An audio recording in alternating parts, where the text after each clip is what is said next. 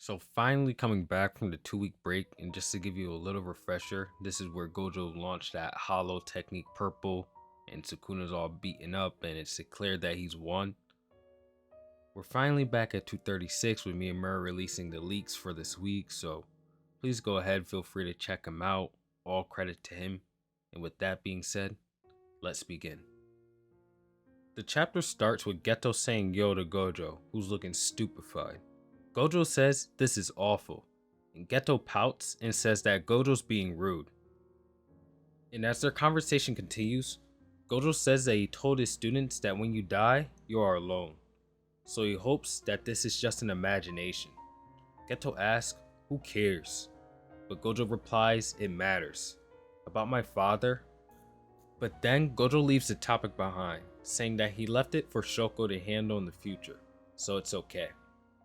I don't know if we got like a flashback in the future or something like that, but I guess we're gonna see now.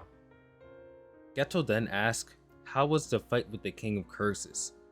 And Gojo answers that Sukuna was damn strong, and he didn't even go all in for it. Gojo says that he's not sure if he could win, even if Sukuna did not have Megami's curse technique. And Geto's surprised that Sukuna was the one to make Gojo of all people admit this. Going on, Gojo says that he gave his everything. His trained body, the techniques he learned, the talent he brushed, inspiration and explosive powers. He says he wanted them to reach Sukuna in hopes that they will. Gojo then says it was fun. Gojo goes on, saying that he's glad that what killed him is not time or disease, but someone stronger than him. Nanami chimes in to say that it's disgusting to hear all this from Gojo, because it really makes him sound like a samurai general. Nanami also says here that he once talked with Geto about leaving all the jobs to Gojo, because Gojo didn't consider Jujutsu as something to live or protect. Rather, Nanami says that Gojo's a pervert because he used sorcery to satisfy himself. Haibara then enters the conversation, adding that it's something that everybody's noticed but never said out loud. Nanami says that he won't justify Gojo's last moments, but he will feel sympathy for him. And Gojo thanks him for this. Gojo decides to ask Nanami about his last moments, and Nanami answers that he had once asked Mei about it, and she had suggested to either move north if you are looking for a new side of yourself, or move south if you want to stay who you are. Now, I'm truly unsure as if this is referring to Nanami's last words, or if he was going to say any of this to Yuji. I'm not sure, I don't really know. Maybe we'll find out in the future.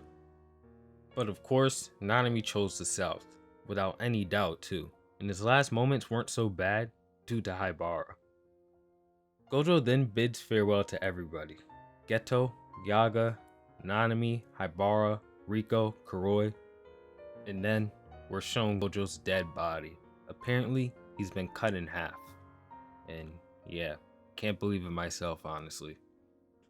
It's really heartbreaking, but what can you do, right? And with Gojo repeating himself with this Sukuna didn't go all out, I didn't make Sukuna give his all, I wonder what Sukuna really did here, and we're gonna have to see. Back to reality, we see Sukuna explaining Maharaga's adaptation. When Maharaga receives an attack, it'll gradually adapt to it over time, and the more attacks it takes, the faster it will adapt. Sukuna says that he expected Maharaga to be a role model, which passes through Gojo's infinity. Then, Maharaga was first adapting to this infinity. It was changing the curse energy so that it would neutralize it, and when Maharaga shot that slash, it wasn't the same as Sukuna's. It expanded the curse technique target to not just Gojo, but the space, the world itself, and cut it.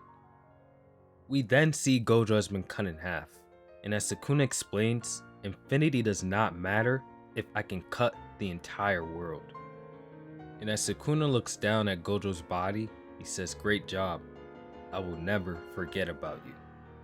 And as Sukuna says, don't let me down, the narrator explains that without any moment of feeling for sorrow of Gojo's death, the one that came in is the Thunder God, Hajime Kashimo. And now, I don't even know what to say with this chapter. It's absolutely just heartbreaking to start off with Gojo's flashback, you already have an idea what's going on here. But then we go through all of these characters and we get a hint of what Nanami was thinking when he was about to pass away. Then we finally see Haibara, Geto, Riko, Kuroi, all these people Gojo really cared about. It's genuinely earth-shattering. And for this to be how Gojo went out, honestly, we didn't get that much from him, especially in the present. I can't believe he just dies like that without any last words for Yuji to say to him. It's pretty, or to say to Yuji, it's pretty just sad. Honestly, this is Jujutsu Kaisen, right? I'm not gonna say Gojo's gonna come out the grave like this is Thriller and say his last words to his son or his little brother Yuji like this is, you know what I'm saying? I ain't saying all that's gonna happen. This isn't Naruto, but maybe we'll get some more information, like something Gojo said to Yuji before they fall or something like that. But to me, it is kind of messed up that Gojo just goes out like this, but I should be used to this 236 chapters in, right? And speaking of Yuji, man, I know I always say that Yuji's gonna be so frustrated with Kenjaku that when he finds out what Kenjaku did to his family, his life, and all the people he loves and everything like that, that he'll just stop caring for Sukuna and focus on Kenjaku and Kenjaku only.